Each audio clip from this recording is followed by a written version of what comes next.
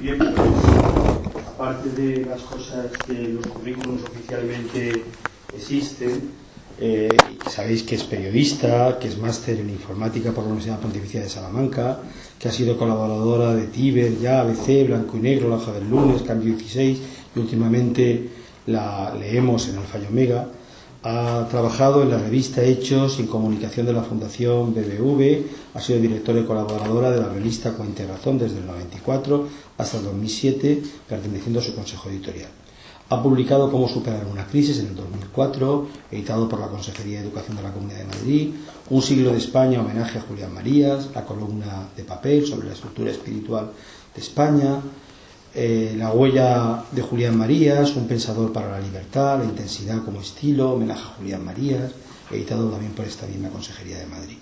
Ha sido comisaria de la exposición itinerante Julián Marías, realizada en las bibliotecas públicas de la Comunidad de Madrid en 2006, organizando un ciclo de conferencias de cada biblioteca. Es fundadora, secretaria general y directora de proyectos internacionales y, junto a su marido, ha creado la Fundación Belén desde 1966 hasta hoy.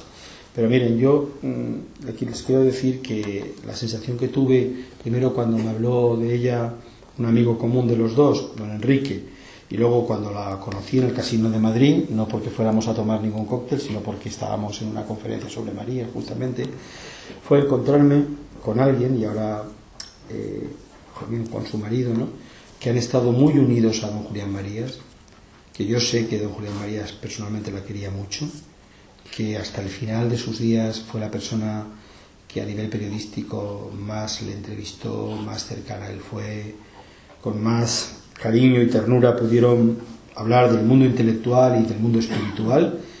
Y bueno, pues alguien así, lo mismo que pasaba ayer con su nieto, es una alegría. Además, bueno, todos los que estamos en el mundo universitario sabemos lo que ha supuesto la revista que ha dirigido Cuenta y Razón, y realmente es un honor y un placer para todos nosotros escuchar a doña Leticia Ascardo, y además con esa humanidad que ella tiene cada día, cogiendo notas de cada uno de nosotros, cuando ella es una gran experta profunda en este tema.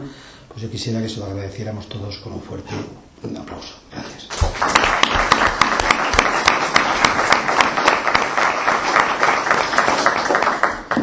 Bueno, es obligado empezar dando las gracias desde luego a la Universidad Católica y a todos los que nos acompañan en esta mesa por haber organizado este seminario, que de verdad creo que es importantísimo. Y doy las gracias también a Dios por haber tenido la ocasión de conocer temporalmente y geográficamente a Julián Marías, porque claro, cada uno podía haber nacido en otro lugar del mundo y no haber tenido esa ocasión. Y como casi todo lo bueno que me ha sucedido a lo largo de la vida ha sido conocer a Julián Marías a través del amor. A ver, yo conocí a Julián Marías gracias a mi marido en Soria en 1968, recién casada, con un niño ya recién nacido, y claro, a mí con 20 y tantos años, 20 y poquísimos, conocer a Julián Marías, que estaba en la cumbre, ya era académico y tal, bueno, me parecía pues alguien muy lejano. Y luego, posteriormente, pues le conocía más porque mi suegro era muy amigo de Julián Marías, asistían juntos a una reunión en la dehesa después de comer, que era muy curioso, y con la socarronería soriana se hablaba de los cráneos, porque eran hombres todos de poco pelo y mucho talento, y ahí estaba Camón Aznar y Pepe Tudela y Heliodoro Carpintero, el padre de Helio, y don Julián Marías. Y bueno, yo saludaba así a distancia, bajaba a mi suegro cuando hacía mucho calor o llegaba tarde, y nada más.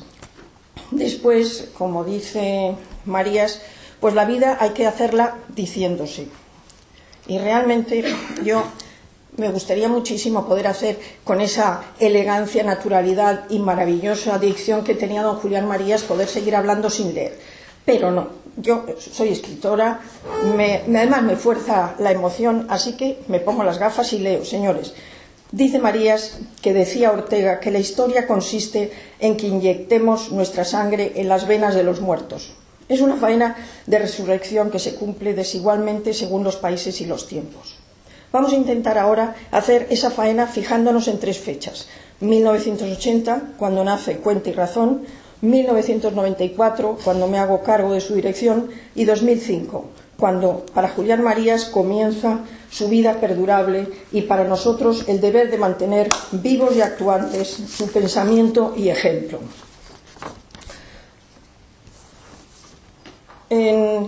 Mi amistad personal con Marías comenzó una tarde gris en Londres el 26 de junio de 1980. Él iba a dar una conferencia en el Banco de Bilbao, pero yo no estaba para asistir a ningún acto público. Hacía 2 meses había muerto nuestra cuarta hija. Mi marido Jesús sí asistió y quedó con Julián en ir al día siguiente a ver una exposición en la Royal Academy y merendar. Asistí sin ilusión. La exposición era de Andrew Weiss, un pintor norteamericano que yo desconocía, pero del que Julián nos habló con entusiasmo. Y era realmente entusiasmante. Pura belleza cada cuadro, naturaleza sentida, sin una pincelada de más ni de menos, luz y tiempo detenidos, captados. La belleza siempre cura. Fuimos después a tomar el té, en Londres no se puede merendar, y hablar. ¿Qué estás leyendo?, me preguntó a media tarde. Pues yo estaba leyendo Doris Lessing, El cuaderno dorado. No pierdas el tiempo, me dijo. ¿Tienes algo para apuntar? Saqué del bolso la agenda y me escribió una larga serie de títulos de C.S. Lewis. Seguimos hablando y hablando. Al llevarle al hotel de vuelta me dijo: tengo un libro para ti que acabo de publicar, La mujer en el siglo XX. Me lo dedicó pidiéndome que le escribiera con mi parecer. Así lo hice. Y empezó nuestra amistad. Leí todos los libros de la lista y alguno más de Lewis que sigo leyendo a día de hoy. Lewis es un escritor prodigioso, altamente recomendable, en claridad, estilo y profundidad. Un gran autor cristiano que realmente merece la pena. Altamente recomendable. En Marías había encontrado un maestro y tenía un nuevo amigo. Julián dijo de Ortega a su muerte que era como el sol, luminoso y cálido. Para mí, Julián Marías ha sido como el agua del manantial, transparente, profundo, inagotable, vital, necesario. Entonces, yo no sabía que era un maestro del dolor. Había perdido hacía 3 años a Lolita. Había perdido a su hijo mayor, Julianín, a su hermano único con 17 años y a su madre cuando tenía 22 y en plena guerra civil. Era de verdad un maestro del dolor. Bueno, desde 1981, cuando volvimos a vivir en Madrid, he asistido a todos los cursos que Marías ha impartido. Hemos mantenido una buena amistad, con viajes y cenas, muchas risas, muchas diversiones y muchas visitas a su casa y mucho trabajo. Encontrar a tan buen maestro es una suerte y un tesoro, y lo digo en presente, porque como tal lo aprecio y lo sigo teniendo. Julián Marías fue un hombre de corazón puro, manos limpias y fidelidad al futuro. Decía algo que a mí me parece maravilloso. Siempre he pensado que hay que mantener fidelidad al futuro, a los proyectos y empresas, a las metas. Soy fiel a lo que quería hacer y ser, y lo sigo queriendo porque no lo he conseguido. Un hombre que definía su vida ya en su tramo muy final como decorosa y libre, que ha sentido pasión por esas 2 principales e indisolubles dimensiones del espíritu, la verdad y la libertad. Pero es mejor dejarle hablar a él en 1941, cuando dice, en ese libro tan recomendado, Una vida presente: yo era un muchacho de 26 años, había escrito mi primer libro, Historia de la filosofía. Pensé que podría contribuir a salvar la continuidad de la cultura española e impedir que se perdiera la maravilla que se había ido creando desde la generación del 98. Su vida, como la de cada quien, que hemos repasado tantas veces en este seminario, pero siguiendo un poco su método histórico de las generaciones, se puede dividir en 15 años. Eso que también estudiaban los romanos, que la vida se puede dar a grandes zancadas en 15 años. En 1914 nace en Valladolid, en 1930 comienza la Universidad Central en Madrid, en 1945 hay otro cambio radical en su vida, cuando vuelve otra vez a Ortega, a España, termina la Segunda Guerra Mundial y Marías es padre por primera vez de este niño, Julianín. Cuenta en Una vida presente: había cumplido 31 años, la mitad justo de los que tenía Ortega. La vida colectiva del mundo casi entero volvió a empezar. Luego pensé que era el comienzo de un periodo generacional. Había terminado el que comenzó en 1931. Realmente empezaba una época nueva y una etapa irreductible a las demás en mi vida privada. Sigue funcionando, aula nueva, que ya hemos hablado, y crea 2 años después con Ortega el Instituto de Humanidades. Inicia 5 años después su experiencia como profesor de la universidad en Estados Unidos. Descubre la estructura empírica de la vida humana. En 1960, otro paso, dirige el Seminario de Estudios de Humanidades. Escribe Ortega, Circunstancia y Vocación, ingresa 4 años después, pero estamos hablando de periodos más o menos grandes, ingresa en la Real Academia y publica en 1970 Antropología Metafísica, que, como ha explicado tan estupendamente don José Luis, no hay que decir ni una palabra más. En 1975 hay otro salto cualitativo estas veces, cambio de régimen, otra época comienza, la recuperación de España por los españoles. Es designado por el rey senador real y 2 años después muere Lolita, una pérdida inconsolable hasta su propia muerte. En 1990 hay otro salto, es una intensidad tremenda de cursos y una centralidad de su pensamiento último sobre el concepto de persona y la perspectiva cristiana. Yo creo que son 2 libros radicales y fundamentales. Y 2005, Muerte y vida perdurable. Porque hay que hablar que lo que dijo Marías en Problemas del cristianismo. Podemos imaginar esta vida como la elección de la otra y la otra como la realización de esta. Si pensamos que todo lo que realmente hemos querido será, que nos condenamos a ser de verdad y para siempre lo que hemos querido, entonces aparece la conexión entre este mundo y el otro, su unidad radical por referencia a mí, ya que el mundo es siempre el mundo de alguien. Hay varios verbos que han configurado su vida: pensar, escribir, leer, comunicar, contribuir, al final salvar, resumidos en ese lema tan suyo que repetía con frecuencia: por mí, que no quede. Muy descriptivamente dice, hablando de su libro Introducción a la Filosofía de 1947, en realidad lo que hice en este libro y siempre después fue mirar, recorrer la realidad con la mirada, fielmente, dejándome llevar por ella sin detenerme. Para Julián Marías pensar era vital. Les decía a sus hijos cuando le veían de niños sentado en su sillón de orejas, con los ojos cerrados: no creáis que no estoy haciendo nada, estoy pensando. Pero después de pensar con independencia y sobre todo con libertad, él decía: el error está en creer que hay libertad o que no la hay. La libertad se hace.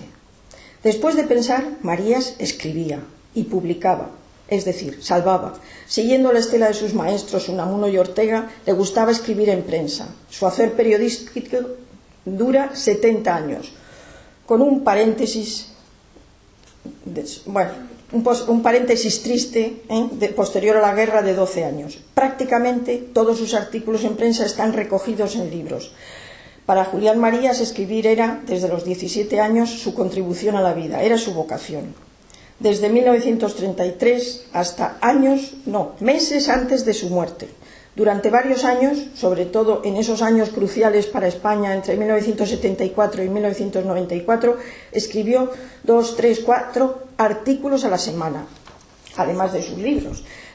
Sobre esta particularidad española de los artículos filosóficos en prensa, pueden leer más, si tienen interés, en esa contribución mía al libro Homenaje a Julián Marías, un siglo de España, porque he pensado bastante en ese radical, vamos a decir, innovación en España, que es la columna de papel, la estructura espiritual de España. Escribía Ortega a Curtius, otro filósofo alemán, que esa vamos a decir, esquinita de papel pensante en los periódicos diarios, en todos los periódicos, era una innovación en España y que no se daba en ningún otro país. Nosotros tenemos la suerte realmente de que grandes escritores han tenido vamos a decir, su proyección en prensa. Y esta innovación Marías la recoge. Ortega hablaba de que escribir en prensa era bajar a la plazuela, y efectivamente es un poco ponerse a la altura. En este momento solo hay, que yo sepa, y ustedes pueden añadir cualquiera que les parezca, don Olegario Cardenal, don Fernando García Cortázar, ambos sacerdotes, y José, no, y Albiach, que es agnóstico. Yo creo que esto hay que modificarlo en este momento y que algunos de ustedes que están empezando se atrevan a contribuir a esto que es fundamental, a la estructura espiritual de España, a escribir en prensa. Bueno, pues sus primeros escritos publicados datan de 1933, aquel crucero famoso en el Mediterráneo. Nosotros hemos estado hace poco en Tierra Santa y yo repetí lo que Julián Marías dijo delante del Santo Sepulcro. Una vida intensa y con profundo sentido cristiano. Yo creo que es precioso. Y esto lo dijo con 19 años y lo mantuvo a lo largo de toda su vida. Bueno, pues esto lo escribió en 1933. Los segundos siguen siendo todavía alumno de la facultad en 1935 en Cuadernos de la Facultad de Filosofía y Letras, con un artículo importantísimo sobre San Anselmo. Y también en 1935 publicaba en las revistas Cruz y Raya y Revista Occidente, en la primera época. Sobre estas primeras colaboraciones escribe en Una vida presente algo que me parece fundamental para ustedes jóvenes. Yo les decía a mis compañeros, no hay que criarse como clásico. Clásico se deviene, se resulta, si Dios quiere, y por lo general no quiere. Hay que hacer las cosas lo mejor posible y no preocuparse de más. Yo creo que esto es vamos a decir, un consejo general maravilloso para los jóvenes. Hay que atreverse. Durante la Guerra Civil escribe en ABC desde 1936 hasta 1939. Hay que decir que no es el ABC republicano, es el ABC de Madrid, luego había el ABC de Sevilla. En blanco y negro hay un artículo realmente extraordinario que comenzaba: hace 2 años que se nos ha muerto a los españoles, sí, los grandes maestros se nos han muerto. Tiene 24 años. En 1938, hay que recordar, plena guerra civil, y Madrid publica en Hora de España Marco Aurelio o la exageración y la pérdida de Dios. Yo digo, ojo al título y al momento, hay que atreverse, hay que ir a contracorriente, hay que lanzarse realmente a decir las cosas que se sienten. Tengo una anécdota buenísima sobre ese lanzarse y a decir las cosas que se sienten de don Julián con 3 años, pero como he escrito bastante tengo que pasar. Dila. La anécdota, no, os la cuento después. Bueno, en 1940 afirma: está en silencio, sepulcral silencio durante 12 años, que es un largo silencio. No digo todo lo que pienso, pero todo lo que digo lo pienso. Entre 1951 y 55 escribe una serie de ensayos y artículos recapitulados y publicados en el libro El intelectual y su mundo. Desde 1948 hasta 1982 escribe en La Nación de Buenos Aires. Yo digo, pues ¿cómo no va a ser conocido en Buenos Aires? 34 años escribiendo en prensa. Eso es maravilloso, maravilloso. Y yo creo que también hay que invitar a escribir a La Nación. Don José Luis, que tiene buena pluma. Bueno. Desde 1948 es colaborador asiduo de ABC entre el 51 y 1960. En el 63 vuelve a escribir para la revista Occidente, Segunda Época. En el 68 publica dentro de esa operación de salvación otra recopilación de artículos en El Oficio de Pensamiento. Y dentro de este libro hay un artículo especialmente revelador del pensamiento periodístico de Julián Marías que se titula Tener buena prensa. Está escrito en Soria. Dice, comienza recordando una cita de Ortega en el capítulo 5 de su libro La idea del principio de Leibniz. Y dice Ortega, quien conoce un poco las cosas humanas sabe que tener buena prensa es de suyo y sin más un mal síntoma. Y prosigue Marías recordando al maestro Ortega. Allá al final, en el capítulo 32, en un contexto referente a Kierkegaard, vuelve sobre aquella lapidaria sentencia y la aclara un poco. Por otra parte, no se deje de subrayar que un hombre capaz de pensar la estupidez que acabo de reproducir tiene hoy la mejor prensa. Y rememórese lo que antes dije, como de pasada, haberme enseñado la experiencia que todo aquel que goza de buena prensa es sospechoso. Podrá ocurrir que tenga alguna sobresaliente calidad, pero esto sería más bien causa de que tuviese mala prensa. La buena no se detiene si no se es o un intrigante o un irresponsable, cargado con sobrados defectos para que su fama no estorbe a nadie. Si esto lo aplicamos a estos señores que aparecen en este momento en televisión, que habría que añadir el tema de la televisión a la prensa, pues se entiende todo el tema de Podemos. O un irresponsable o un intrigante, a los cuales los defectos no estorban a nadie. Marías examina las razones de la buena prensa y las causas de su desaparición, pues también desaparece de repente, recordando los versos de Calderón. Siempre hay que volver a los clásicos. El traidor no es menester, siendo la traición pasada. Seguimos con los escritos en prensa de don Julián y su salvación en formato libro. Desde el 74 hasta 1986 recapitula sus artículos en La España Real, La devolución de España, España en nuestras manos, 5 años de España, La libertad en juego. Si recordamos los títulos, la palabra España es clave para Julián Marías y ya veremos hasta qué punto. En 1978 mantiene conversaciones con Jordi Pujol frente al moderador y editor, don José María Javierre, quien haría un resumen que se publicó en el Ya. Esto para Francisco, para que recapitule. Es desde esa fecha colaborador regular en Gaceta Ilustrada, El País, La Vanguardia, ocasionalmente en Ya Informaciones. Baja a la plazuela diariamente, en años clave de verdad, para intentar insertar el pensamiento en España. En Hispanoamérica sigue escribiendo regularmente en La Nación de Buenos Aires y en Novedades de México. Mantiene su colaboración en la revista Occidente desde su nueva salida hasta 1978, cuando le pidió a José Ortega Espotorno que le diera de baja. También en esto es un ejemplo Julián Marías de que cuando no le gustaba un tema, pues se daba de baja. Vuelve al ABC de la mano de Guillermo Luca de Tena desde enero de 1982 hasta el final de su vida como escritor, hasta el último momento. Algunos de sus últimos volúmenes están recopilados en El curso del tiempo, 2 volúmenes que se edita en 1998, Entre 2 siglos, publicado en 2002 con más de 600 páginas, y entre 1998 y 2002. Marías afirma, desde muchos puntos de vista ha examinado los acontecimientos en muy diversos aspectos, intentando verter alguna luz sobre su significación. Su último libro, La fuerza de la razón, es publicado en marzo de 2005, 9 meses antes de su muerte. Es también una recapitulación de artículos escritos para ABC, y dice en el prólogo: ahora aparece La fuerza de la razón, que, como he dicho, recoge mis últimos artículos. Más que nunca son precisamente eso, últimos. Quizá, con seguridad, ya no escriba más. La razón es divina, como nos recuerda Lope de Vega. Dios es logos, es razón, y la ha depositado en nosotros, aunque a veces se debilite debido a nuestra fragilidad. No perdamos la esperanza. Mientras gracias a esa fuerza me encamino a Dios e imagino cerca, con ilusión, la vida perdurable, pido a mis amables lectores, que me han acompañado benevolentes y atentos durante tanto tiempo, tengan presente el último verso de ese primer soneto de las rimas sacras de Lope. Vuelve a la patria la razón perdida, cuando su luz venza mi oscuridad. Esa luz perpetua que siempre me iluminará, nos iluminará, divina y admirablemente a todos con su claridad, con su todopoderosa fuerza. Vamos a hablar de la creación, en este caso ya concretísima, de Cuenta y Razón, una perspectiva histórica y vital.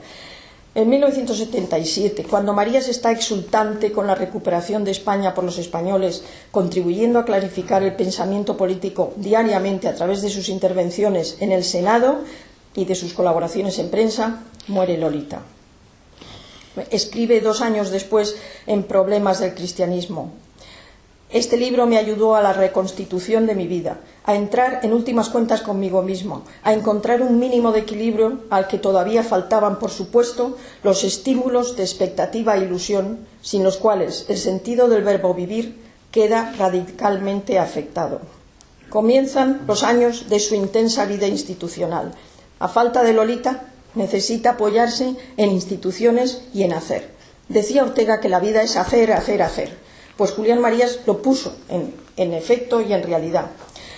Tiene reuniones cuando se está constituyendo la Academia Europea en Ginebra y al mismo tiempo ofrece 2 conferencias en francés sobre la imagen debilitada de Europa y la posesión de la Europa real, y otra sobre retórica, propaganda y violencia, ambas publicadas en la revista Campus. Participa en el World Council of Churches. Había sido durante años colaboración del Instituto de Ciencias del Hombre, presidido por su buen amigo Juan Roz Carballo. Asiste a todas las sesiones de la Real Academia y en septiembre de 1978 un día le pide Rafael Ansón, que asista a una reunión de empresarios intelectuales, pues estaban estudiando la constitución de una fundación dedicada a la sociología aplicada. Marías escribe al respecto en Una vida presente: les propuse como nombre Fundación de Estudios Sociológicos, Fundes. Hubo otras varias reuniones en las cuales me propusieron como presidente. Rechacé la propuesta. Al final, escribe Marías, acepté la presidencia con dos condiciones. Una, que las investigaciones se hicieran con absoluta independencia. Dos, la exigencia de calidad intelectual. Aquí volvemos al tema de la exigencia, y estoy de acuerdo que Julián Marías era muy exigente. La fundación se constituyó el 6 de abril de 1979, fue inscrita en el Ministerio de Cultura con fecha 25 de agosto de 1980, y en su artículo 6 de estatutos dice: la Fundación carece de fin lucrativo y su objeto está constituido por la contribución al estudio, análisis e investigación básica y aplicada de los problemas históricos, culturales, económicos y sociales de la España del pasado, del presente y del futuro. No se puede pedir más. Desde los esquemas culturales y económicos sociales del mundo occidental, y muy especialmente de la participación, fomento y desarrollo de la libertad y de la iniciativa privada en todos los órdenes, así como la divulgación de los conocimientos alcanzados en tales materias y su difusión ante la opinión pública. Hago un inciso para recordar, porque son ustedes muy jóvenes, que en 1980 en la dialéctica de los dos bloques estaba, no digo en auge, estaba en un momento explosivo, y que esto es una contribución radical importantísima, de verdad, la que se intentó hacer desde España, a ese, vamos a decir, conjunto de instituciones que quisieron acabar con ese momento realmente grave, explosivo. La sociología había sido tema para Julián Marías desde que en 1948-49 dio el curso El método histórico de las generaciones. En 1955 aparece su libro La estructura social, y afirma en él: la única realidad efectiva en una sociedad es la de las vidas individuales, pero a estas les pasa necesariamente la sociedad, esto es, son constitutiva e intrínsecamente sociales. Las interpretaciones de las cosas, su articulación en una figura de mundo, el lenguaje, los usos, creencias e ideas que me constituyen en mi realidad personal son ingredientes sociales de ella, cuya razón se encuentra en la vida colectiva. Yo creo que este es un tema capital, el estudiar y comprender cuáles son en este momento las vigencias sociales, porque decía Julián Marías, lo que nos permitimos creer o no creer está impuesto por vigencias sociales. Aquí la Iglesia tiene que decir, tiene que bajar a cambiar los usos y costumbres. Sobre el clima político en la primavera de 1979 escribe Marías: se habían celebrado las segundas elecciones de la monarquía, las primeras ya constitucionales. El resultado fue parecido a las primeras, triunfo de UCD y de Adolfo Suárez, sin mayoría absoluta, pero con un margen mayor sobre el siguiente partido, el Partido Socialista. Continuó la transformación del Estado con voluntad de consenso, por conseguir el cual el Gobierno hizo muchas concesiones. Seguía el proceso que se llamó de transición, en un clima de libertad que es lo más valioso, que me complacía y me daba confianza. Lo más valioso, lo que aseguraba la estabilidad, era la figura y función del rey, cuyo prestigio exterior era enorme, como lo había tenido ocasión de comprobar, y que cada vez contaba con mayor adhesión dentro de España. No se me ocultaba con que había fuerzas con las que no se podía contar, que no eran capaces de subordinar sus intereses o sus pasiones o sus rencores a los intereses nacionales. Pero confiaba en que ni su volumen ni su calidad eran extraordinarios. Y cuando las comparaba con el conjunto del pueblo español, me parecían no desdeñables, pero sí manifiestamente inferiores y más débiles. La gran innovación en la política vigente había sido la superación de la guerra, su renuncia a prolongarla en ningún sentido. Los intentos, aunque fuesen verbales, de hacerla revivir, me parecían el más temible retroceso. En el verano del 79 viaja de nuevo a Roma para una reunión de Nova Espes. Es recibido por primera vez por el Papa Juan Pablo II. Escribe: me hizo viva impresión, un hombre superior, pensé, y de una calidad poco frecuente en nuestro tiempo. Me pareció que tenía firmemente los pies en el suelo, pero que a la vez lo elevaba todo. Más adelante comprobé hasta qué punto era esto cierto y hasta un punto que entonces no entreví. en los últimos meses. En los últimos meses de 1979 es cuando escribe La mujer en el siglo XX.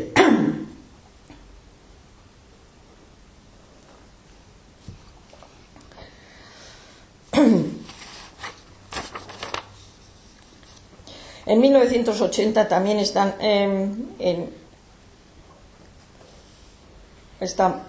empieza a estar a disgusto en El País, el periódico que había fundado con auténtica ilusión, pensando que iba a ser el sol de la nueva, vamos a decir, de la nueva España. Desde antes de su existencia había pertenecido al consejo de la sociedad que lo editaba, pero en una junta de accionistas anuncié mi dimisión, que comuniqué en una carta explicativa al presidente, mi amigo por tantos años, José Ortega Espotorno. El periódico no anunció mi dimisión ni publicó la carta. Tuve que publicarla en Gaceta Ilustrada. Seguí colaborando en lo que consideraba mi periódico, pero con creciente resistencia. Mis artículos fueron menos frecuentes. Continué, eso sí, con la colaboración en La Vanguardia, en Ya, en La Nación de Buenos Aires y en Novedades de México. Avanza el año 80 y Marías escribe: Fundes había tomado forma y personalidad clara. Aunque había aceptado su presidencia con bastante esfuerzo, después de resistirme mucho, me dediqué muy activamente y con entusiasmo a sus tareas. Organizaba una serie de seminarios con participantes de calidad acerca de asuntos que estaban modificando la sociedad española. Teníamos la norma de invitar a representantes de todos los grupos políticos parlamentarios para que intervinieran en las discusiones que se desarrollaban con tanta libertad como cortesía. La independencia de Fundes resultó bien pronto notoria. Yo recordaba la respuesta de aquella actriz de cine a quien le preguntaron qué hacía para parecer tan joven, y contestó: serlo. Es lo que Fundes hacía para parecer independiente. Continúa Marías: iba avanzando la organización. La idea rectora era que entre las cuestiones de verdadero interés intelectual y teórico se debían elegir aquellas que tenían relación directa con la organización de España, con los problemas reales de la sociedad española. La fundación estaba centrada en Madrid, donde residíamos la mayoría de los organizadores, pero aspirábamos a darle una dimensión española, con actividades en otros lugares y extendida en lo posible a todo el mundo de nuestra lengua. Pensamos en publicar una revista de carácter intelectual concentrada en los asuntos que Fundes trataba con preferencia. Propuse un título: Cuenta y razón. A fines de 1980 estaba redactado el número 1, que llevaba la indicación Invierno de 1981. Estaba dedicado principalmente a lanzar una mirada al camino recorrido en los últimos años. Dice Marías: escribí un artículo que lo encabezaba: España, una reconquista de la libertad. Era un análisis muy condensado de los datos y pasos desde finales de 1975, con una ojeada a las posibilidades y los riesgos de futuro inmediato. Desde entonces escribí con frecuencia en esta revista. El número 1 de Cuenta y razón, estos son los acontecimientos históricos, nació entre el paroxismo y el marasmo, entre la dimisión de Adolfo Suárez como presidente del gobierno y el intento de golpe de Estado de Tejero del 23 de febrero de 1981. En ese número 1 de Cuenta y razón, Marías escribe encabezando los ensayos: es cierto que desde los medios de comunicación se riega todos los días con vinagre la superficie de la piel de toro. Es cierto que se habla todos los días del desencanto de la democracia, implicando o que no existe o que es un desastre. Y sigue Marías: en el último párrafo de las meditaciones sobre la sociedad española enumeré en 1965, cuando faltaban todavía 10 años para que terminase el régimen dominante, y por eso titulé ese capítulo Pasado Mañana, 3 posibles empresas colectivas españolas. La primera, su elevación hasta sí misma, hasta su propio nivel, por debajo del cual llevaba tanto tiempo. Y esto quería decir sobre todo elevación del nivel humano, que es lo que hace posible el nivel económico. No hace posible, advertía, la hace inevitable. La segunda empresa era la integración original de España en Europa y en Occidente, sin mimetismo, sin beatería, sin pasividad. La tercera, la función inspiradora y coordinadora de ese complejo mundo que llamamos hispánico, cuya realidad parece cada vez más evidente y fuerte, cuyo porvenir depende de su coherencia, de su plena posesión por cada uno de sus miembros. En esas meditaciones señalaba yo, sin embargo, una condición de la que dependía todo, la única que haría posible esas empresas y todas las demás que pudieran imaginarse. La vida como libertad. De eso se trata. Lo que los españoles hemos reconquistado desde 1976 es la libertad, partiendo de la persona y social, que nunca se había perdido enteramente, con ayuda de esta buena suerte histórica y de muchos esfuerzos de la mayoría del país, con el talento de unas cuantas personas por las que es justo sentir gratitud. España ha vuelto a ser hoy un país libre, uno de los pocos que verdaderamente lo son. Y esto nos prohíbe el desencanto, sigue Marías, hace que sea inmoral, indecente, porque si algo va mal, depende de nosotros. Si se cometen errores, es porque los proponemos o aceptamos. Si no se inician empresas atractivas, es porque no las imaginamos y las ponemos en marcha. En sazón de libertad, cuando se puede proyectar, proponer, intentar, criticar, persuadir, el único desencanto justificable es el que cada uno sienta por sí mismo. Figura en este número 1 como director Javier Tusell y como director titulado Miguel Torres. Esta convulsión social acrecentaba la necesidad de ofrecer a la sociedad pensamiento. Cuenta y razón en este número 1 se reproduce en un cajón desastre, como decimos nosotros, unas páginas bajo el epígrafe Páginas olvidadas, unas páginas de Salvador de Madariaga, otro personaje al que no se puede olvidar. El título del artículo es Tampoco el fascismo. Está publicado en el diario Ahora y escribe don Salvador: ¿pero es que acaso no caben en el mundo más que comunistas y fascistas? Menguada quedaría la suerte del mundo con tamaña reducción a su expresión mínima de la fauna política de los pueblos. Solo deseaba hacer constar la absoluta imposibilidad de que pueda atribuirse a móviles partidistas o interesados esta opinión, aquí expresada con toda franqueza, que por ahora lo que más le conviene a España es un largo periodo, tan largo como sea posible, de un gobierno burgués que prepare su técnica y su cultura para las altas empresas que la aguardan en la segunda mitad de este siglo. En su esencia, el problema de España consiste en hacerse con una burguesía que el día de mañana pueda darle una aristocracia, en otros términos, en hacerse con una clase técnica y culta que el día de mañana pueda darle una clase gobernante.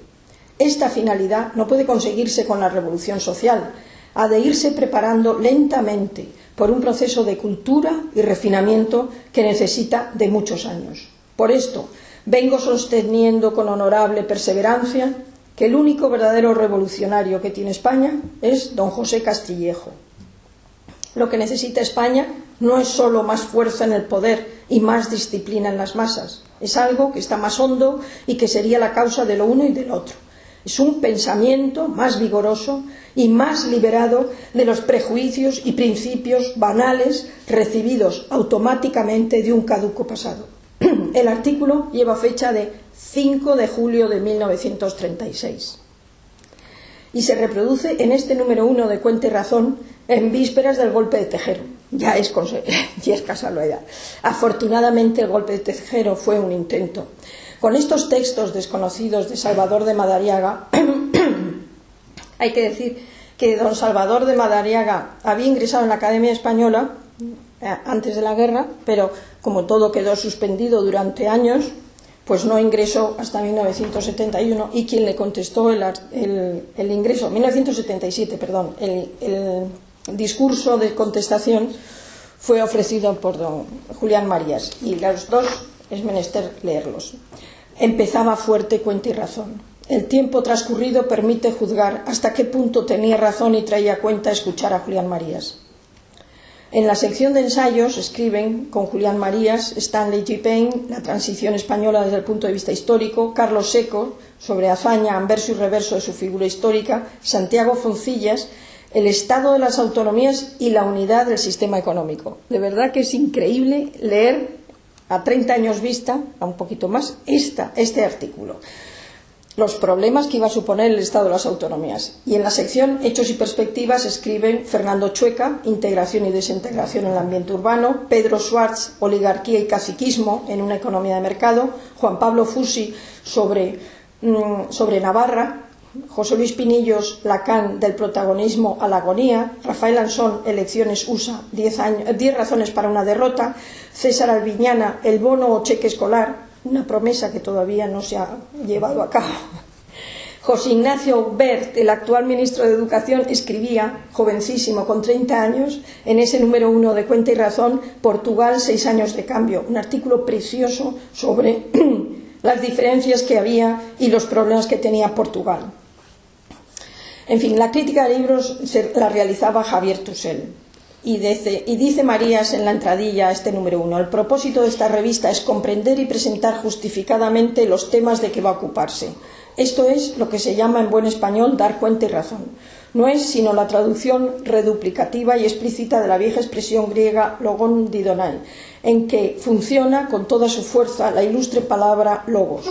Como todos saben, quiere decir palabra, pero también y primariamente cuenta, cálculo o cómputo, y de ahí razón, tanto en sentido matemático, proporción o ratio, como filosófico, facultad de razonar o comprender, la aprehensión de la realidad en su conexión, como lo define tantas veces Julián Marías. Este es literalmente el primer párrafo escrito por Julián Marías en la presentación de la revista Cuenta y Razón. En el segundo párrafo, y añade, por si aún no estuviera claro el espíritu de la revista, y hacer algo con cuenta y razón es una frase que expresa el modo de hacer alguna cosa con atención y proporción. Así queremos hacer esta revista. Creemos que es lo que más falta hace hoy. Y de esta manera intentar entender la realidad, presentarla con veracidad, mostrar sus conexiones, justificarla, hacerla patente. Cuenta y razón sustenta amistad, se decía en la vieja España. Es urgente afirmar y establecer la concordia, la amistad entre los hombres. Estamos persuadidos de que sólo pueden asentarse sobre la verdad, no dogmáticamente proclamada, sino justificada, descubierta y presentada. No podemos asegurar que lo vamos a hacer, pero sí que lo vamos a intentar. Y añade Javier Tusell sobre este primer número de Cuenta y Razón.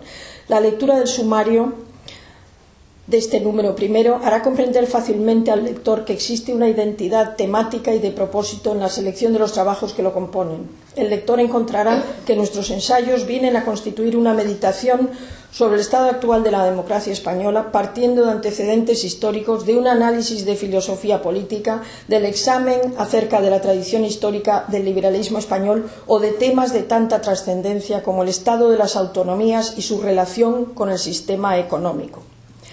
En la contraportada aparece el logo de la Fundación de Estudios Sociológicos, entidad editora de Cuenta y Razón, y su definición. Integraban el consejo de la revista Julián Marías como presidente, Gonzalo Anes, Rafael Ansón, Justino Azcárate, Jaime Benítez, José Manuel Blecua, Julio Caro Baroja, Pierre Chanú, Fernando Chueca, Luis Díez del Corral, Juan Díez Nicolás, Gilberto Freire, Eduardo García Enterría, Manuel García Pelayo, Domingo García Sabel, Hans Georg Gadamer, Santiago Grisolía, Richard Herr, Jan Hersch, Manfred Huber, Enrique Lafuente Ferrari, Pedro Lainentralgo, Rafael Lapesa, Juan José Linz, Gregorio Marañón, Rafael Martínez Cortina, Cándido Méndez, Robert Merton, Álvaro Muñoz, José Antonio Muñoz Rojas, Valdemar Nielsen, Stanley Gibain, Alfonso Pérez Romo, Jaime Perrier, José Luis Pinillos, Prieto Prini, Harold Raleigh, José Rafael Revenga, Diva Ribeiro, Martín de Riquer, Juan Sardá, Carlos Seco, Manuel Seco, Juan José Toaria, Javier Tusell y Javier Vergara. Muy buena gente, de verdad. Caramba. Como era el ambiente político y social en invierno del 81, hay que recordarlo. Ronald Reagan estrenaba mandato, tomó posesión como presidente de los Estados Unidos el 21 de enero, 2 días antes del intento de golpe de Tejero, y declaró a los pocos días el nunca más, que suena tanto, ¿verdad? Bueno, pues lo dijo Ronald Reagan al recibir a los 52 ex rehenes de la Casa Blanca que habían pasado 444 días de cautiverio en Irán. Las bolsas le reciben al presidente con más entusiasmo que los gobiernos, porque los periódicos aseguran este presidente Reagan no va a ningún lado porque tiene 69 años. Hacía 5 meses que habían muerto 76 personas en una explosión en la estación de Bolonia. El terrorismo en Europa estaba en auge, también en Alemania. El líder de los huelguistas polacos, Lech Walesa, consiguió del gobierno la existencia de un sindicato libre, por primera vez. En España, el 30 de enero Adolfo Suárez presentaba su dimisión sin explicar las razones de esta. El rey Juan Carlos ha visitado Guernica y defiende la democracia en las instituciones tradicionales vascas entre incidentes y gritos. El sábado 7 de febrero, ETA asesina a José María Ryan, ingeniero de la central nuclear de Lomoniz. Hacía 6 meses que el Consejo Supremo de Justicia Militar ratificaba la sentencia del Consejo de Guerra contra 2 militares procesados en la llamada Operación Galaxias, el teniente coronel Tejero Molina y el capitán Sáenz de Inestrillas. Ambos militares continuarán en activo y les serán aplicadas las penas mínimas.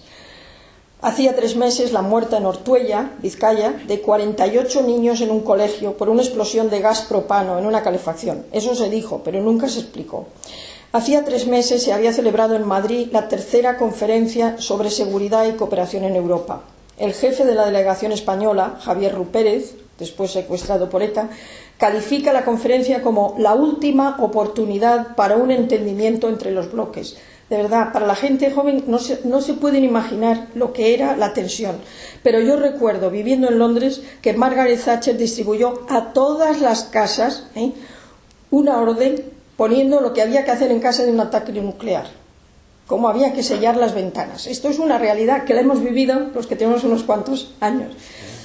Entonces, algo interesante. La OPEP, por primera vez en su historia, ha rebajado el precio del crudo de 32 a 30 dólares el barril. No sé si saben ustedes a cuánto está ahora, pero por encima de 100. Desde hace 3 meses hay una guerra abierta entre Irán e Irak, enfrentados desde 10 meses atrás por un conflicto fronterizo. En Argelia, un terremoto en octubre dejaba 20.000 personas muertas.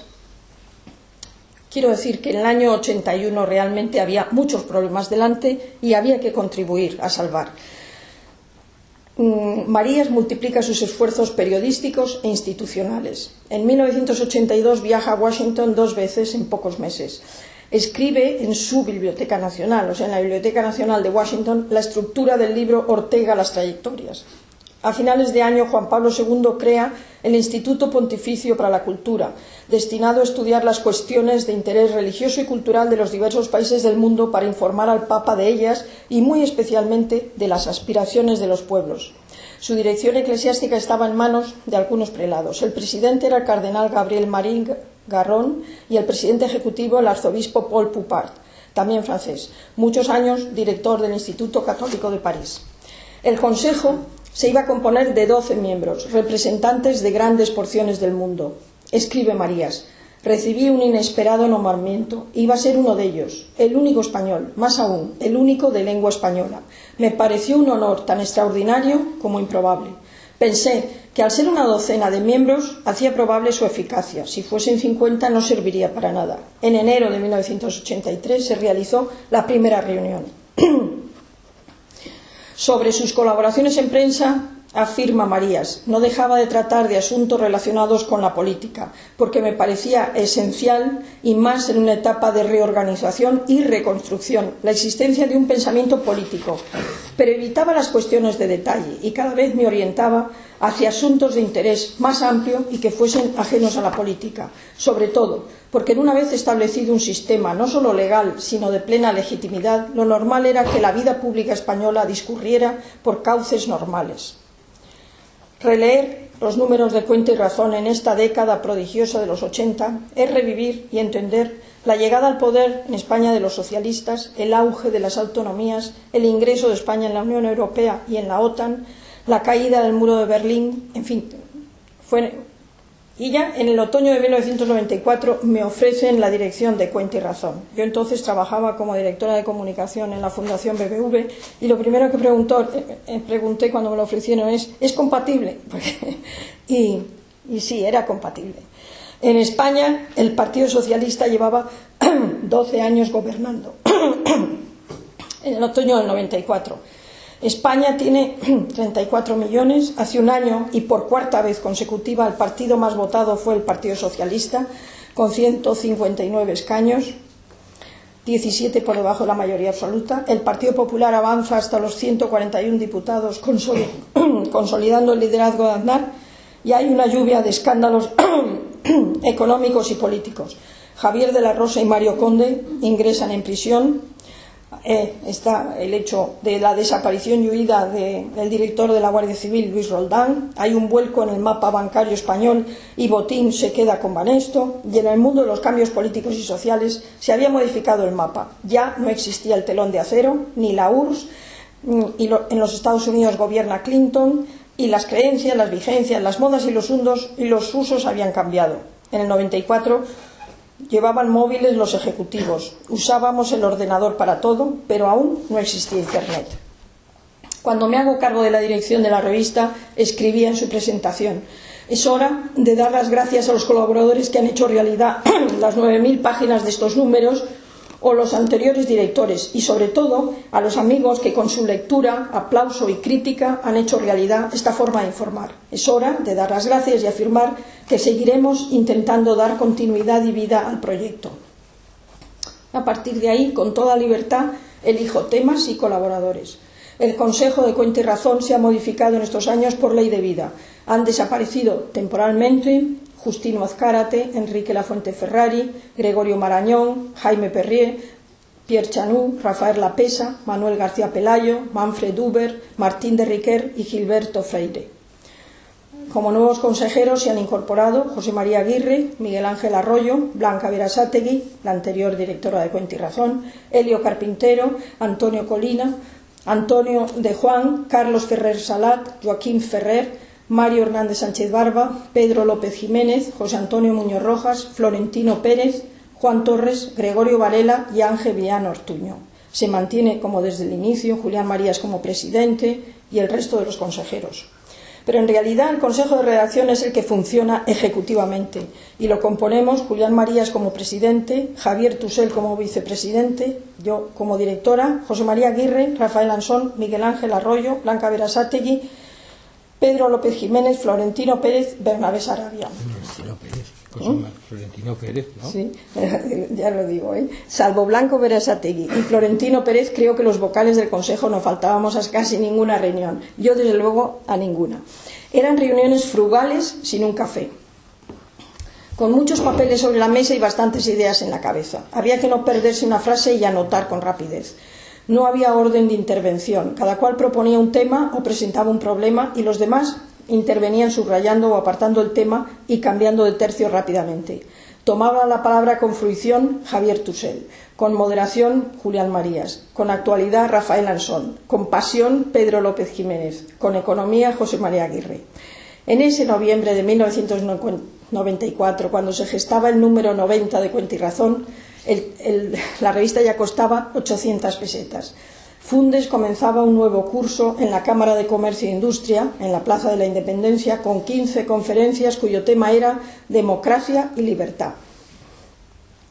En ese número 90, que fue el primero que me estrené como directora, escribieron en la sección de ensayos Julián Marías, con el comienzo del 98, Elio Carpintero, filosofía sí, filosofía no, Eduardo Martínez de Pisón, el dudoso cambio climático, Pilar Martín Guzmán, cara y cruz de las estadísticas del paro, Emilio Garrigues, hablando de memorias, y Miguel Escudero, sordos al silencio. En la sección de análisis colaboraron Carlos Eco Serrano, la corte de Carlos II en los diarios de un embajador, Salustiano del Campo, hogares y familias en España, Nuño Aguirre de Cárcel, la elección presidencial en Francia, fue elegido Mitterrand con el cambio que supuso, Antonio Franco Oliván, ¿cuándo llegará la recuperación?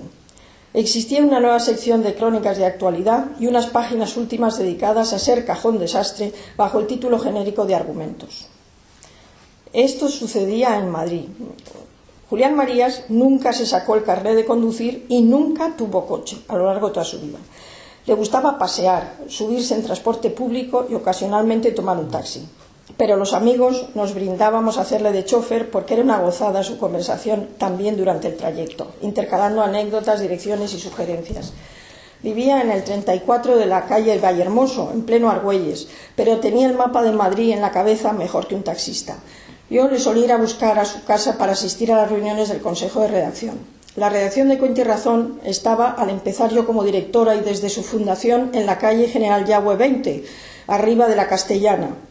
En 1995 se trasladó al barrio de Salamanca, en pleno corazón serrano, esquina Goya. Las reuniones solían empezar a las 10 de la mañana, algunas veces a las 11. Un tráfico infernal que sorteábamos tomando calles, distintas calles. Tenía Julián un camino que al final hemos llamado el camino de Julián, que acortaba mucho. Yo me dejaba guiar mientras conducía, procurando que la atención se me multiplicase para no perder detalle ni del tráfico ni de la conversación. María se sabía las calles, las direcciones y sobre todo conocía los atajos. Cuando había mucho tráfico empezaba a desplegar su mapa mental. Tuerce a la derecha, esta calle va bien a estas horas, ahora de frente, hasta cruzar la Castellana. Sugería con firmeza, yo que tú me metería por la izquierda. Era un copiloto perfecto para llegar sin contratiempos. Había calles por las que le gustaba pasar, por ejemplo, la calle Covarrubias, y siempre contaba que en esa calle vivieron de recién casados. Marías, al narrar su vida, siempre hablaba en plural, Lolita y yo. Después de muchos años de viudedad, era emocionante y ejemplar oírle, o mejor dicho, contemplar su fidelidad al ausente. Mi último número como directora es el 145 en la primavera de 2007, 2 años después de la muerte de Marías. He dirigido 55 números, 6.000 páginas en 12 años. Otro cambio de ciclo político ha llegado a España con el retorno del Partido Socialista de Rodríguez Zapatero. Este número 145 lleva en portada una foto de Saturno, que como escribo en la entradilla que sirve de despedida, digo, esto es una metáfora plástica y estética de nuestra situación actual. Avances espectaculares en la técnica con la mirada puesta en el futuro y estancamiento o retroceso ético y político con el objetivo puesto en el ayer. Ya sabe el amigo lector que trae cuenta y razón leer una línea, mirar a lo alto en plácida y sabia relectura. Con este consejo me despido muy atentamente, firmado una servidora. Una última entrevista les voy a leer de Julián Marías, que titulo Vivir en la verdad. Le hice varias a lo largo de la vida, 3 publicadas en Cuenta y Razón, una en ABC, una en Crítica, una en Hechos, otra en Alfa y Omega, con motivo el aniversario del concilio. Bueno, esta es la última entrevista con Julián Marías y eso es Vivir en verdad. Hace tan solo 2 semanas le propuse una entrevista, otra más para publicar en estas páginas de Cuenta y Razón, al maestro y fundador de esta revista. Era una mañana fría de últimos de noviembre. Don Julián tenía cumplidos 91 años y medio, puesta una chaqueta granate y una manta sobre las piernas. Sus pulmones necesitaban oxígeno constante desde hacía varios meses. Tenía los pies muy hinchados, el cuerpo entero magullado, le dolían las vértebras. Tenía expresión paciente, un hilo de voz. Recibía con una sonrisa, como siempre, con su habitual bonomía y una voz suave, profunda, cansada, pero firme. Me contestó con otra pregunta. ¿Cuándo empezamos? Yo saqué lápiz y papel inmediatamente. Cuando quieras, ya mismo, le dije. Y esta es la transcripción fiel de aquella conversación. La penúltima, porque la última yo espero realizarla algún día. Le pregunto, ¿qué le importa en particular a estas alturas de la vida, Julián Marías? Que España siga siendo España, que no se diluya. ¿Cree que los nacionalistas pueden romper la unidad de España? Romper no, pero molestar mucho. Estamos en el 2005. ¿Qué acontecimiento de los volverla a publicar? Ya. ¿Qué acontecimiento de los muchos vividos le ha llenado más de alegría? Sin duda, la llegada de la democracia a España, la devolución de España a los españoles. Mirando para atrás, ¿de qué se siente más orgulloso? De no haber dicho mentira alguna desde yo tenía 6 o 7 años y mi hermano 3 más. Nos prometimos no decir nunca una mentira y lo he cumplido. ¿Le ha costado encontrar la verdad? Le pregunto. Si se tiene buena fe, se encuentra. ¿Qué le habría gustado hacer más a lo largo de su vida? Escribir más, viajar más, enseñar más. Me habría gustado haber pensado más pensamiento. ¿Se siente satisfecho con lo realizado hasta la fecha? No. No he conseguido la mayor parte de las cosas que me he propuesto en la medida que me hubiera gustado. Por ejemplo, hacia 1950 hablé de cosas que no tuvieron eco alguno. ¿Piensa que se ha escuchado su pensamiento? No es fácil de medir. ¿No cree que ha ayudado a amar la libertad? Sí, lo creo. Sobre todo, sí, lo he intentado. Lo he buscado. Ahora, que tiene tantas horas para pensar, le pregunto, ¿qué le gusta más? ¿Mirar hacia atrás, recordar, o mirar hacia adelante, imaginar? Sin duda, hacia adelante. ¿Qué ve mirando hacia adelante? Que España puede estar mucho mejor y que hay bastante gana de que así sea. ¿Piensa mucho en España? A menudo. y mantengo la esperanza porque España está viva, hay tensión. ¿Cree que ahora, a esta altura de su vida, calibra mejor los peligros? Sí. El mayor peligro es el desánimo y me preocupa la simplificación, en todos los sentidos, porque es tener en cuenta solamente una fracción de la realidad. ¿Qué echa de menos políticamente hablando? Uy, eso sería muy complicado enumerar, pero quizás lo que más escasea es el pensamiento. Yo creo que es preciso contar con la realidad. Le pregunto, ¿habla con Dios? Bastante. ¿Más que hace años? Probablemente más. ¿Como a Dios o como a un amigo? Como a Dios. Él está ahí y le interesan tus cosas, todas las cosas. ¿Recuerda versos? Sé muchos, me acompañan. Recuerdo versos en francés, en inglés, en alemán. Recuerdo, sobre todo, a Quevedo con frecuencia. ¿Se encuentra en paz? Es mucho decir. En cierto sentido, sí. Pero uno siempre quiere hacer más cosas. He hecho muchas cosas, pero me gustaría haber hecho más. ¿Tiene miedo? No. He sentido el peligro cerca. He hecho cosas peligrosas a sabiendas de que lo eran. Me siento satisfecho de haberlas realizado. Pero no siento miedo. No. Ahora, me dijo, me siento un poco cansado. Si quieres, seguimos mañana. No hubo mañana. Yo puse a pie de página. Continuará. Marías conoció a Ortega cuando éste tenía 49 años, murió con 72, luego mantuvieron 23 años de amistad, no continuada, pues Ortega estuvo 9 años en el exilio. Yo conocí a Marías cuando él tenía 64 años y murió con 92. He mantenido, con suerte, 25 años de trato continuado. Pero les recuerdo una cita más de Marías, escrita con 23 años en plena guerra civil, en ese artículo de que les hablé sobre Unamuno. Conviene no olvidar una cosa, y es que Unamuno no está hecho y concluso, ni tampoco su obra, sino que depende de los demás, de los hombres posteriores. El presente reobra sobre el pasado y lo hace ser de nuevo, pero no por sí, sino en el presente. Lo que una persona es depende de lo que será, aunque parezca extraño.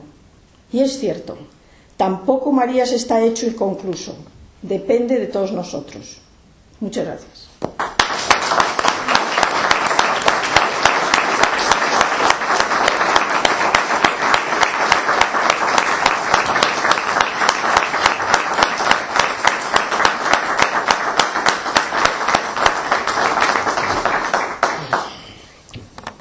Yo no sé si voy a poder leer, estoy muy emocionado de escucharte.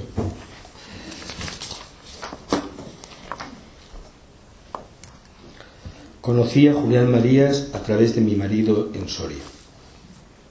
La vida hay que hacerla, diciéndose. La historia consiste en inyectar nuestra vida en la sangre de los muertos, son citas. En Londres asistí a una exposición con mi marido y Julián Marías, Luz y tiempo detenidos, captados. Me entregó el libro de la mujer en el siglo XX y muchos títulos de Lewis, que leí todos. Julián Marías es transparente, profundo y necesario. Él había perdido a Julianín, a Lolita, a su hermano muy joven, a su madre, pronto. Era un maestro del dolor. Y no lo he dicho, pero quizás ella también sintió una gran identificación en ello. Siempre he pensado que hay que mantener fidelidad al futuro con cada proyecto, decía Marías. Sentía pasión por la verdad y la libertad. Su interés, impedir que se perdiera la cultura intelectual española. Aula Nueva y el Instituto de Humanidades con Ortega es un buen momento. Muere Lolita, una pérdida que parecía que no tenía compasión.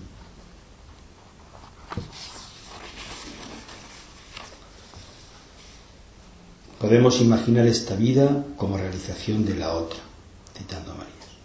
Pensar, escribir, continuar, salvar, son sus verbos. Que por mí no quede, su lema. Recorrer la realidad con la mirada, hay que pensar, escribir y publicar. Escribir en prensa es bajar a la plazuela, no son muchos los que lo hacen. Una vida intensa y con sentido cristiano fueron sus palabras en el Santo Sepulcro que Leticia repetició en memoria suya y también para ella en el mismo lugar. Los grandes maestros se nos han ido. En 1940 dice: no digo todo lo que pienso, pero pienso todo lo que digo. Leticia insiste: hay que escribir, es una parte de la solución. Hay que escribir en prensa, os invito. Todo lo que fuera de buena prensa, todo, es que no recuerdo bien la expresión, no la he copiado bien, pero es algo así como que todo el que tiene buena prensa es sospechoso. Sí.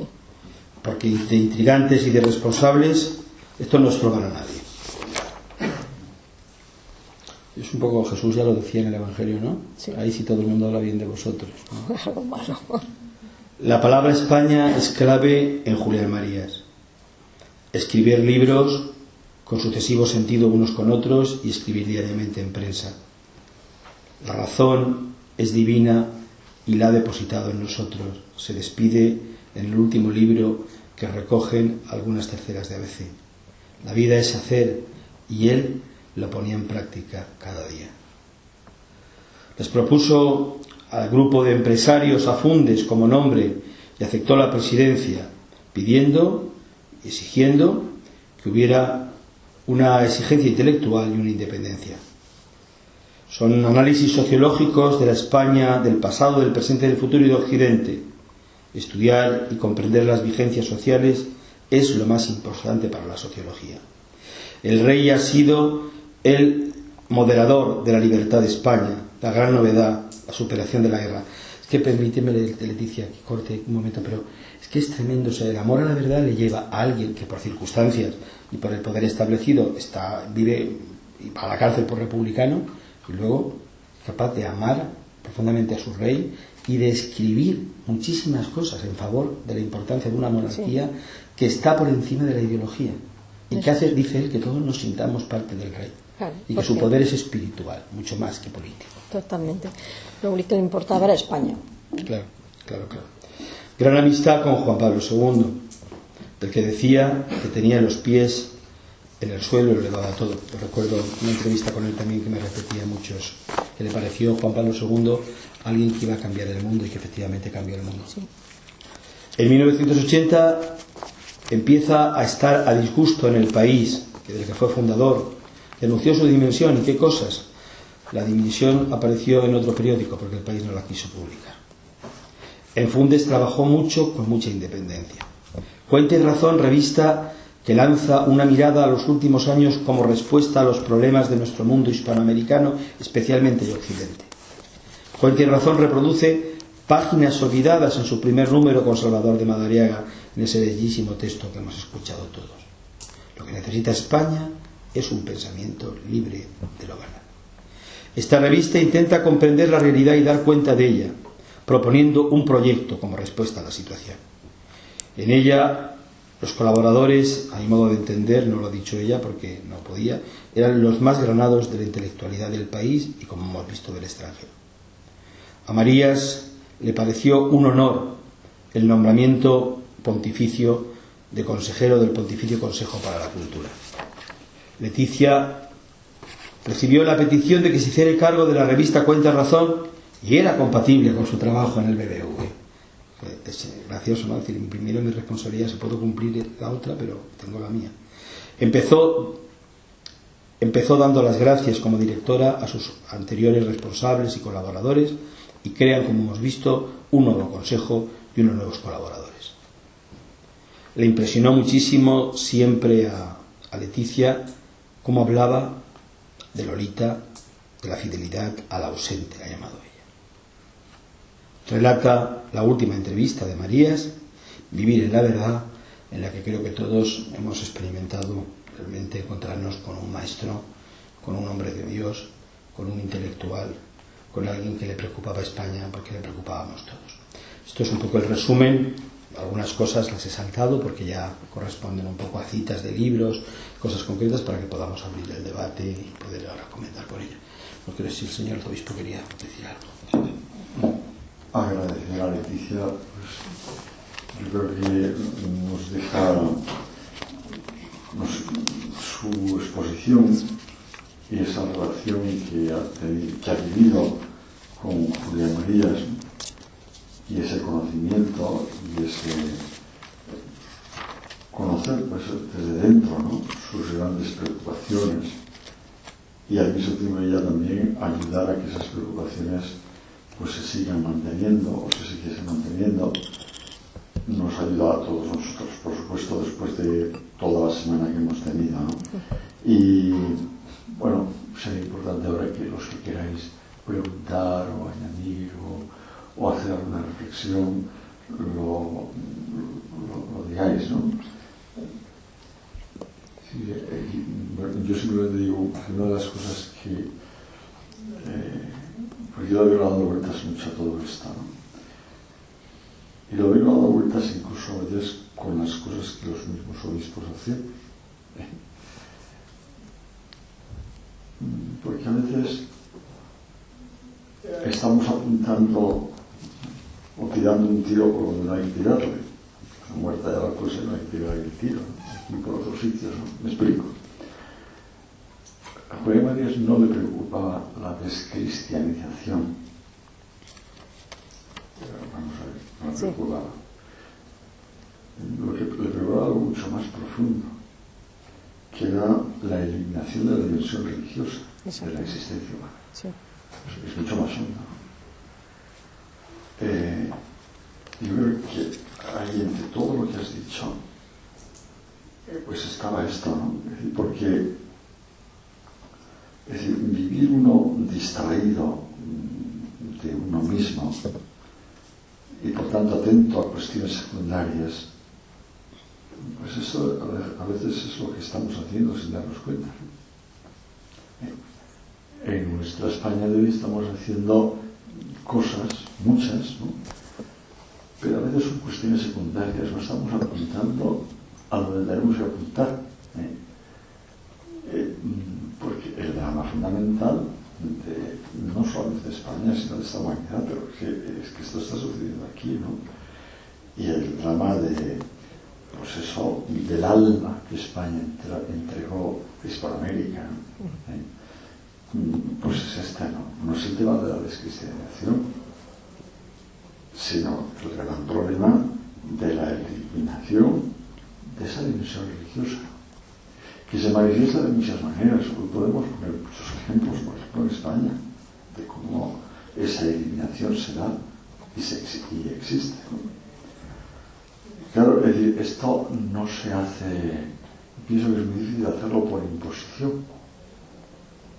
Es decir, hay que buscar fórmulas para que esto no se elimine.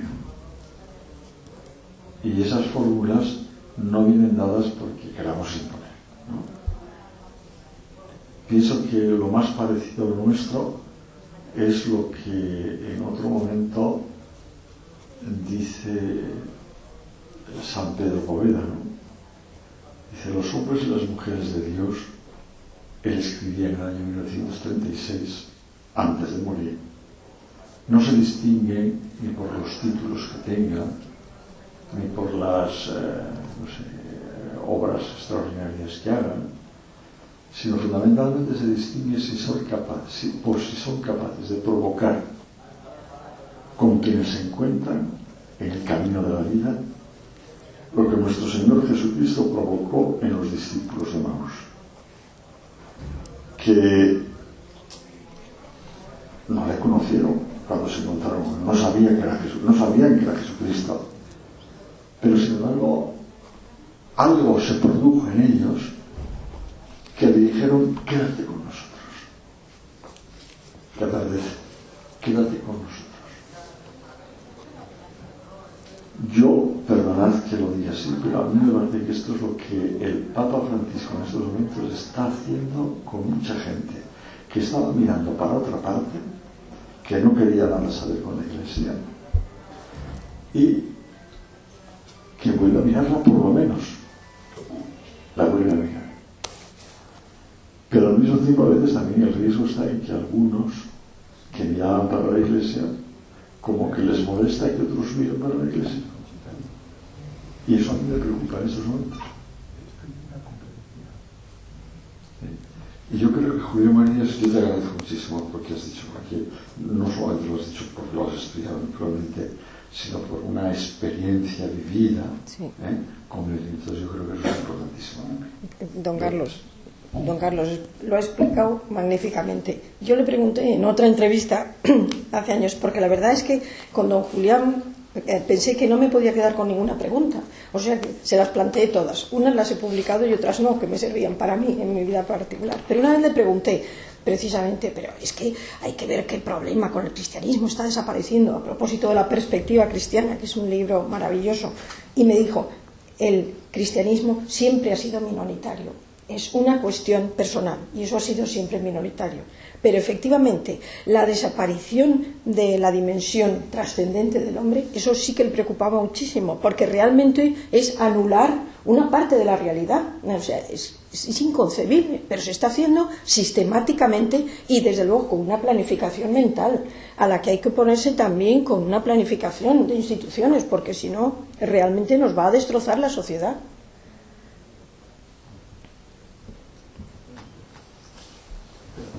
Voy a coger el micrófono. Te lo llevo, Francisco.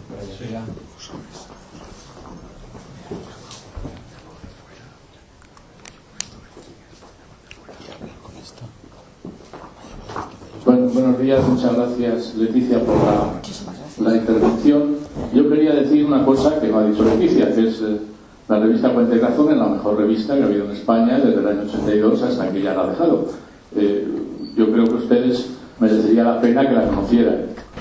Está disponible en internet, no toda y tiene algunos fallos de conexión. Yo he puesto en mi bitácora la mayoría de los artículos de Marías, algunos faltaban, que me queda uno por poner, y la revista como tal está accesible, casi todo su contenido, algunos fallos, y también en la revista están los cursos que dio Julián Marías, gran parte de ellos, dirigidos por él en la Cámara de Comercio de Madrid, organizados por Fundes, y allí están también en mi página de internet, también en la revista Cuenta y Razón. Yo creo que no deben ustedes renunciar a conocerla. La mejor revista que ha habido en España desde el año 82 hasta que la dejó Leticia. Ahora mismo no puedo decir lo mismo, Bueno, pues nada más que eso para que sepan. Pues muchas gracias. Bueno, gracias Leticia por estupenda charla. Y yo quería comentar algo que también le he oído muchas veces a Julián, no sé, que no había que querer contentar a los que no se querían contentar. Los que nunca se iban a contentar. Eso es. Y qué razón tenía, porque, sí, porque se ha visto en muchos ámbitos políticos, de todo. Sí. Gracias otra vez.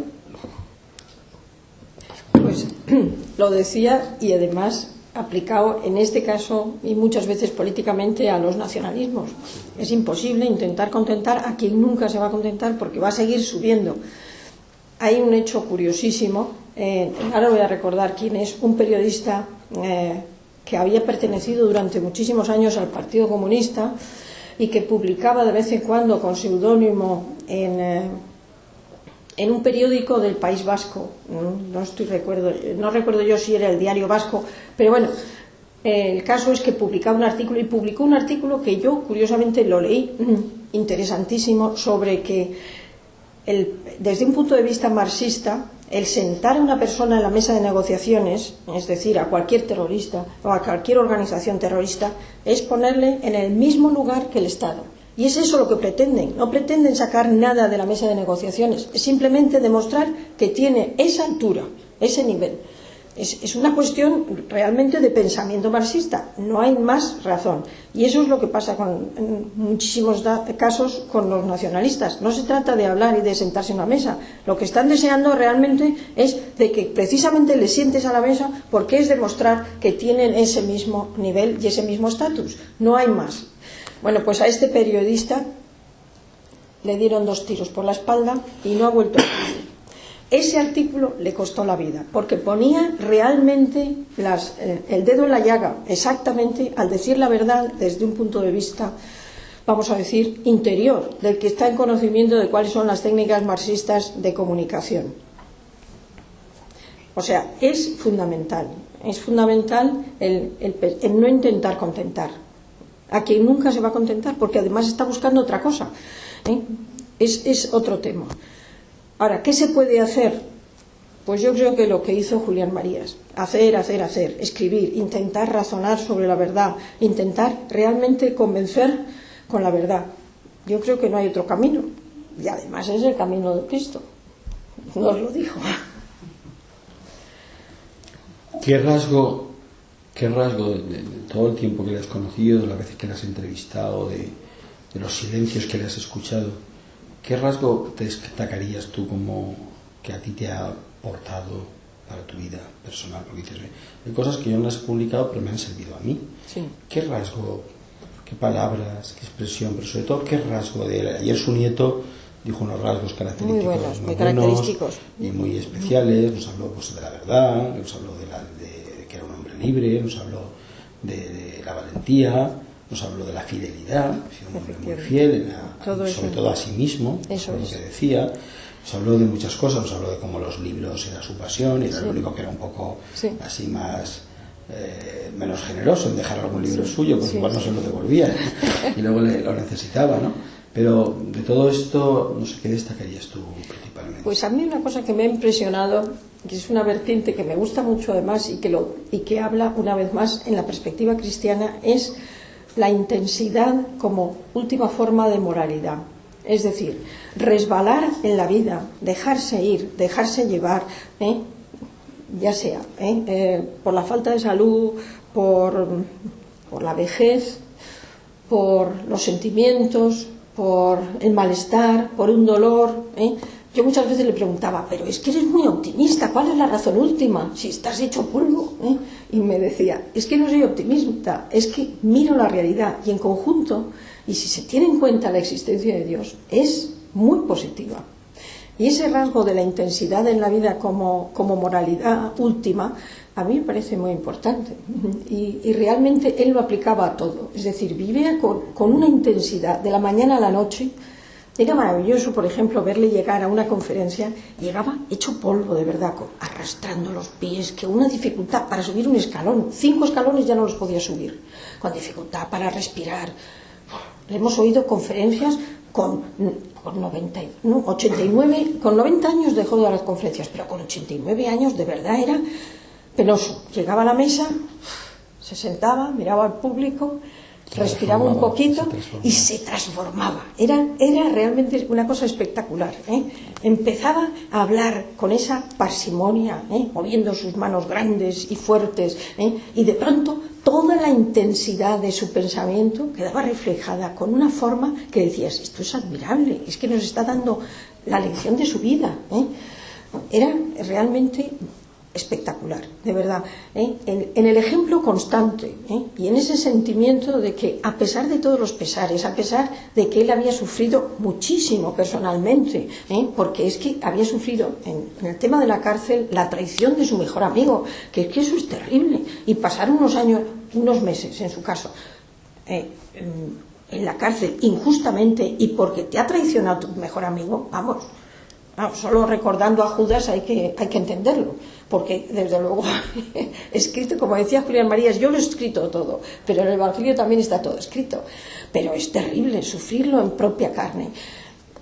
Y sin embargo siempre decía, es que no soy optimista, es que la vida es que es una maravilla, pero con intensidad. Ese requerimiento y que él lo aplicaba a su vida me parece realmente un dato, además de ejemplar, algo que realmente puede transformar la vida de cada quien, porque a veces pues se habla de que los jóvenes son pasotas, de que no tienen interés, de que se dejan llevar por las modas, pero yo creo que hay muchísimos jóvenes que también tienen esa intensidad como estilo.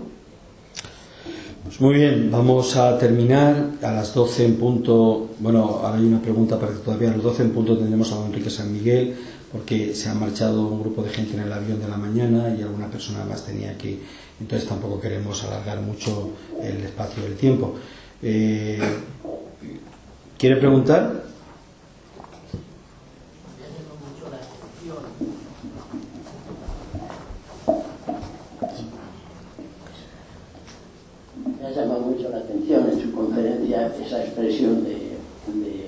Marías, hacer, ya lo acaba usted de repetir.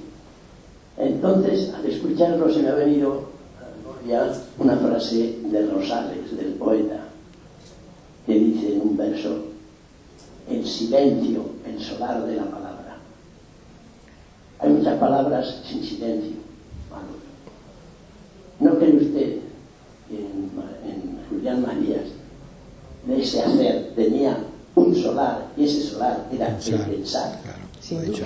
Sin duda, precioso su recordatorio, y muchísimas gracias por acercarnos de nuevo a la poesía, que era realmente también para Marías un gran solar y un gran acompañamiento en su soledad, porque también vamos a decir que los amigos íbamos, y yo procuraba ir 1 o 2 veces por semana, pero desde luego tenía muchísimas horas de soledad. Pero la soledad no es mala. Él siempre le preguntábamos por su soledad y decía que lo malo es no tener acompañamiento sentimental en la vida. Pero si uno tiene ese acompañamiento sentimental de todas las personas a las que ha querido y las que le han querido a él, pues ya no está solo, está muy acompañado. Y yo creo que él se acompañaba de los versos y desde luego también del silencio. Muchísimas gracias. Sí, pues levantamos ya la sesión, ya a las 12 en punto, dentro de 20 minutos escuchamos España, y la última conferencia en Marías, Julián Marías en Sala de España. Hasta ahora.